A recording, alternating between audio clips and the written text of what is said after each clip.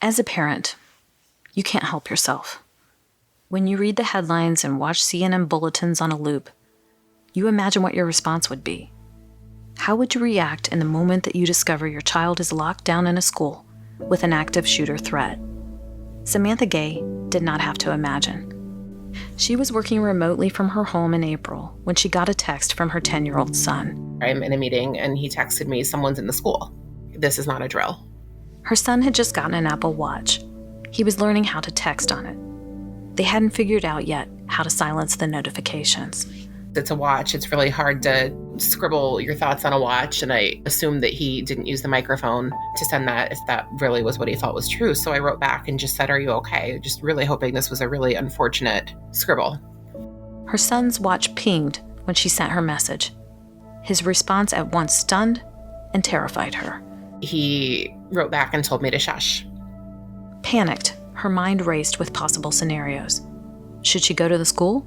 If there is a problem, I'm not going to be able to stop it. But I didn't want to just sit here and feel helpless. And at the same time, after he told me to shush, I couldn't really text him anymore. And that was really hard. There really was a dangerous situation. I didn't want to make it worse. It's worth noting that Gay has 2 children at the school, a 4th grader and a 1st grader. She called her husband, who was out of town for work, then got into the car and drove the block-and-a-half distance to the school grounds, where 3 schools are situated in one space. As I was driving there, my husband tried calling the school. They didn't answer, so that obviously increased the panic. Many high schoolers were released that day, but even so, the campus was strangely deserted. Why weren't other parents racing to the school like she was? A police car arrived. I was trying to tell myself everything was okay, but I couldn't really tell. And then, and this was unfortunate, I got another text from my son that said, "Help me." Help me.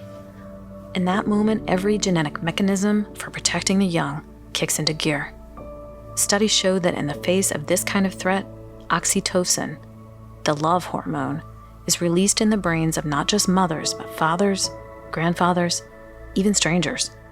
It's why so many of us feel the urge to do something when children are faced with imminent danger, even if we're just watching from across the country on our cell phones or TV. Do something.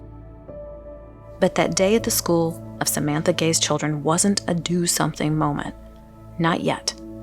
A glitch in the school's security system set off a false alarm that even teachers and administrators didn't see coming. The "help me" message? It was an error her son made while swipe typing on his watch. Kids went home crying, and some were quite anxious, but they were safe. But not even 1 month later, a mass shooting at Robb Elementary in Uvalde, Texas, ripped open a wound for Gay and a whole host of others throughout the country who found themselves anxious and angry and grieving. Again. This is the Ohio State University Inspire podcast, a production of the College of Education and Human Ecology. I'm Robin Chenoweth. Carol Del Grosso is our audio engineer. One of the many ripple effects of school shootings, like the one that killed 19 children and 2 teachers in Texas on May 24th, is the fear that they instill. Parents were shaken when they saw the news clips of distraught families and accounts of children who survived an hour-long carnage in their classroom. Moms like Emily Johns, whose 3rd and 4th grade children attend the same school as Gay's children. Johns read about the shooting on social media after her sister said to her about the news, "You don't want to know." Another school shooting and in Texas this time, and the number of kids that were killed was just unfathomable to me. What were your thoughts were going through your head? How does this keep happening? How are we not protecting our children?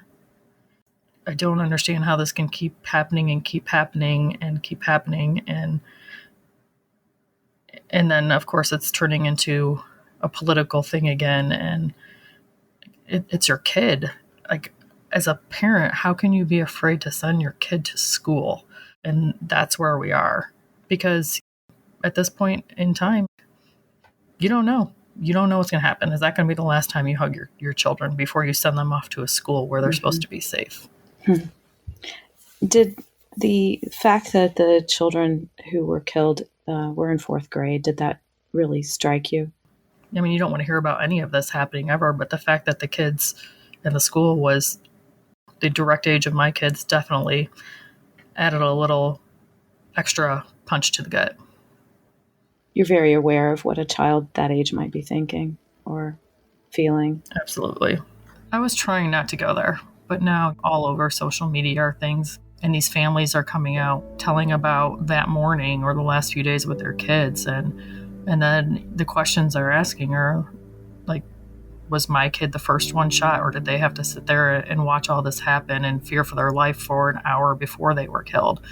The girl that smeared blood on herself, so the shooter thought she was dead. I just, the emotional trauma that poor girl is going to have the rest of her life. I mean, all of these kids is, I mean, it's a hard enough world that we live in now with what kids are dealing with, but to have to go through something like this is, there are no words. The timing of the Uvalde shooting meant that a lot of schools were in their final days and weeks of the year, before summer break began.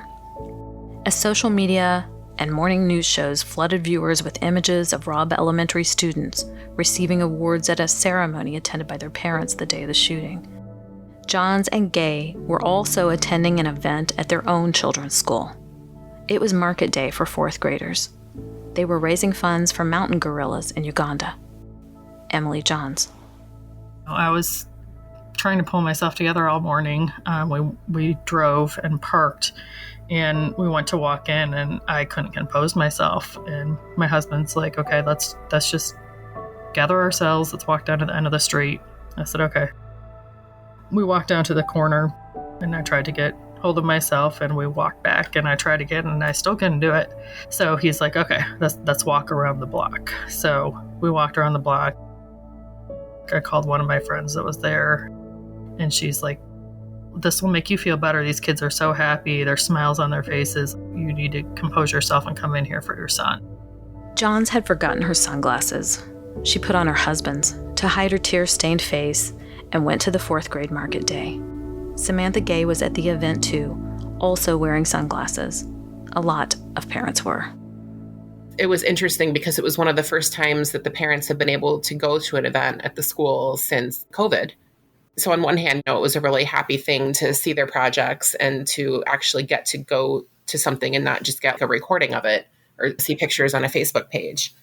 But the parents were somber. I mean, you could just tell that we were all so thankful to be there and so worried.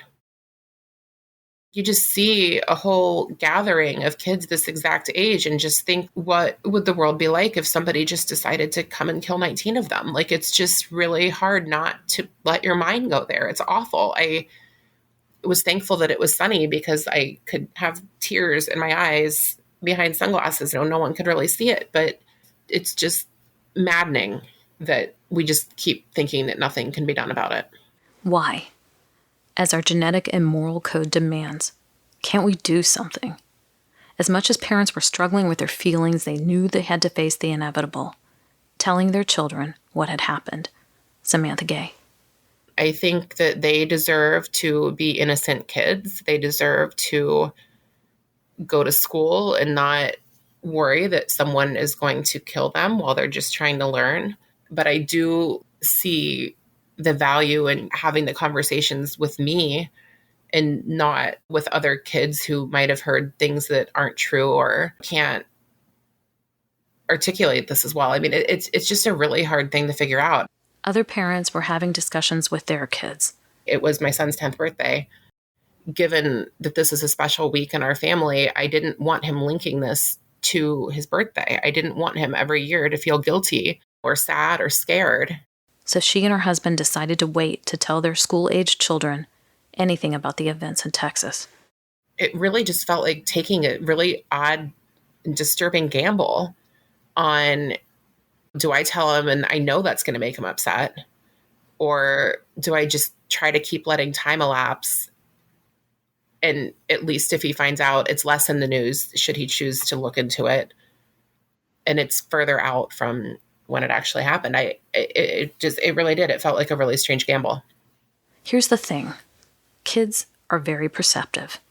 They are hardwired to take cues from their parents, says Colette Dollarhide, Ohio State professor of counselor education. They know something is very wrong. They know we're upset. Kids are always watching their parents. Their survival depends on the adults in their lives, and they know that. So they're very in tune. And so even if adults try to put on a happy face, kids always know anyway. And then it is even more stressful for kids when the adult says, never mind, it's okay, there's nothing, there's nothing. That's even more stressful. So it actually is better to be honest, but not going into the details. A comment about someone who wanted to hurt a town and went into the school and hurt children in that school, but that person was handled by the police. Just the bare bones of information is helpful for kids to at least understand why you're upset. And we can help through conversation. I think we can help give them some information as well as some sense of moving forward. Deciding how many details to tell children about a tragedy like the Uvalde shooting all depends on the developmental level of the child. A conversation with a high school student is different than a conversation with a kindergartner, and different for a fifth grader still, Dollarhide said. There's good reason why it feels so risky and difficult to have those discussions. What it all relates to is our illusion of safety. We get into a car and we buckle our seatbelt, believing that that will help keep us safe, and we drive defensively, believing that will help keep us safe. But that unpredictability of life is something adults have been able to contextualize and compartmentalize in ways that allows us to function. For kids, it is much more challenging. Following our car analogy, we get driver's education, keep our hands on the steering wheel, our foot near the brake. We're in control. We also wear seatbelts, have airbags, and backup cameras to handle the unpredictable moments. For kids, that looks very different. Children have almost no control. And as teachers and parents, we are just working to build their sense of agency, their confidence to handle unexpected situations. Ironically, this is where the drills can actually help children deal with their anxiety. It gives some control back to them. To help kids deal with some of that, we can help them understand their sense of control and reinforce participating in the drills, because it does help to develop that muscle memory of what do you do and how do you keep yourself safe. Not that we have to be always looking around our environment asking, where do I hide? But that is part of that sense of control and agency that kids are able to understand how to participate in the drills if anything were to happen. Just like a fire, just like wearing our seatbelt in a car, that those things can help us to remain safe and give us that sense that we are doing what we can in control of our environment to remain safe. Mm-hmm. So you're saying the drills can also give them a sense of security in an odd way. Yes. Fire drills, active shooter drills. When I was a kid, it was nuclear bomb drills. And they timed us to see how long it took us to get home to know whether or not to release us to go die at home or to die in the school. Oh, my goodness. Yeah. And they told you. They told you. And we knew this. Yeah. Mm-hmm. Wow. Yeah. How old were you then? That was elementary school. So that would have been in the 60s. Oh, my goodness. We were laughing in hindsight, not at the threat, but at the absurdity of school officials telling young children that they were being timed to see if they could get home before a bomb dropped.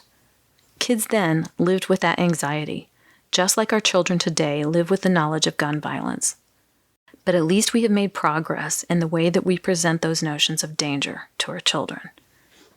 There were some parents saying that the kids that were already prone to anxiety, even the drills were enough to set them off. It's because we live in a world like this now, right? Exactly. But it's kind of actually, in an odd way, somewhat comforting to know that you went through these nuclear drills. I don't know that's pretty sad to have to even point that out. But in a way, the world is crazy, and it seems like it's getting crazier. But that must have been pretty crazy for you too, to go through that. Mm-hmm. We lived near an Air Force base, and so the community was aware it was a target. What about the child who is having anxiety, either because of what just happened and they know about it, or just the mere thought of a drill is enough to send them home in tears? How do you help your child begin to feel safe again? There are a number of things that parents can help their children in terms of developing skills to de-escalate some of their anxiety.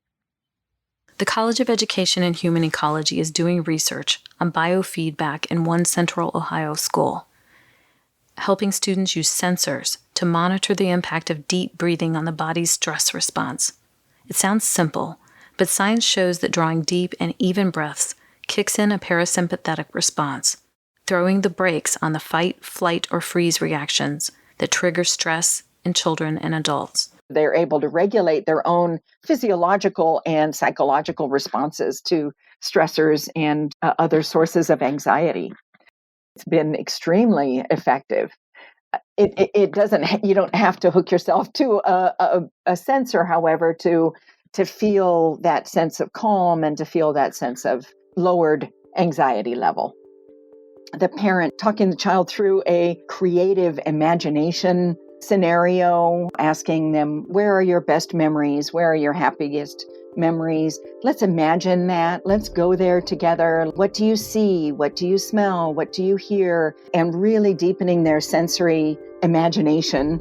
And then the parent reminding the child to breathe deeply, breathe together, breathe slowly, etc. It allows them to practice those self-regulation skills. Apps and YouTube videos, some geared to kids, can walk you and your child through the process. Getting kids into nature and keeping them physically active also helps, Dollarhide said. Also key to combating anxiety are what researchers and mental health experts call protective factors, such as fostering optimism and maintaining spiritual beliefs. Deep involvement in community groups and with family has been shown to inoculate certain ethnic groups against anxiety even more. But dealing with racial microaggressions and threats like gang violence also might serve to normalize gun violence for some children, particularly minoritized teens. Tanya Middleton, clinical assistant professor of counselor education, has teenage children who've experienced lockdowns at school, but they and their classmates also have lost friends to gun violence. You talk about normalizing it. For myself, I see this type of violence within some of the communities that I'm in on a daily basis. My daughter had a friend, she was killed. She was in the wrong place, wrong time. Teenage girl, 14 years old. Having come off of that, I'm not going to say I'm numb to it, but it's almost just, this is unfortunately the world that we're in. Toughens you up a little bit, doesn't it? With my kids, they're African American, so we've had that conversation about guns and about gun safety and with the police violence and everything that's going on. So they've been a little bit more primed, I would say, and that this can happen and what to do should it happen. It was a learned racial component, but they're aware of the threats and the possibilities, but a lot of students are not. In fact, urban schools with high minority populations have more shootings overall, but far fewer mass shootings like the one in Uvalde, according to the U.S. Government Accountability Office. Gun violence in urban schools tends to be more one-on-one, involving grievances between individuals. Most school-targeted shootings, which involve mass and indiscriminate killing, like that in Parkland, Texas, and Newtown, Connecticut, occur in wealthy and less diverse schools, both suburban and rural, according to the study. More than half of the fatalities in the agency's report were the result of those school-targeted shootings. Regardless, all parents, urban, suburban, and rural, Black, white, Latinx, or Asian, rich, middle class, or low income, are likely to find themselves trying to explain gun violence to their children. Why it has hijacked parts of American education.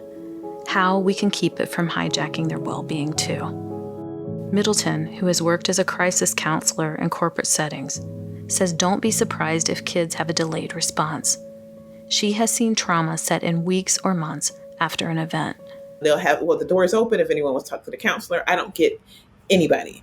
But if you send me in there, maybe a month or so later after people have had time to process and the reality has set in, I get a little bit more. Oh, wow. So Yeah. potentially kids and even parents might a month or two down the road start to really feel the effect. Yeah.